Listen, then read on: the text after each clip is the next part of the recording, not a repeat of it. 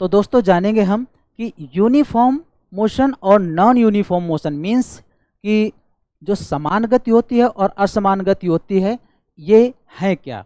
तो uniform motion and non uniform motion, non uniform motion,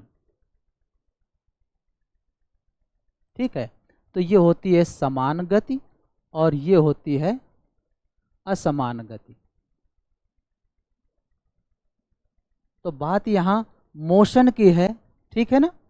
तो वो भी समान और असमान, यूनिफॉर्म एंड नॉन यूनिफॉर्म। तो देखिए यूनिफॉर्म और नॉन यूनिफॉर्म ये वर्ड हमने अपने स्कूल से सीख के आए हैं, बचपन से ये बात के लिए हमें टोका गया। अगर हम ड्रेस में आए हैं, जो स्कूल का ड्रेस कोड था, कंटिन्यूटी में आ रहे हैं और ये बोला भी जाता है कि आप यूनिफॉर्म में रेगुलर आइए, तो इसका मतलब है कि आप कंटिन्यू वे पर जो स्कूल की ड्रेस है उस पर आइए, बिल्कुल सीधा।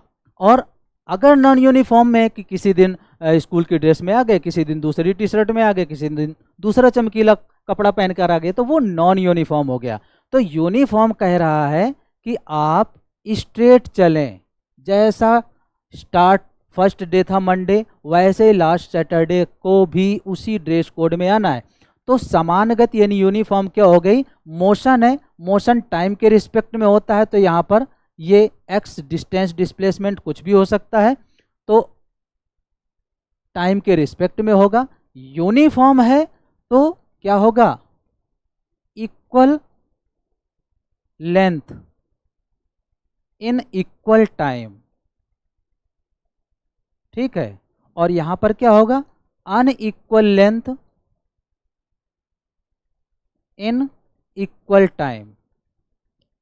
देखिएगा टाइम दोनों में ही सेम रहता है, बट है क्या, मोशन है, ये मोशन स्पीड वेलोसिटी कुछ भी हो सकती है।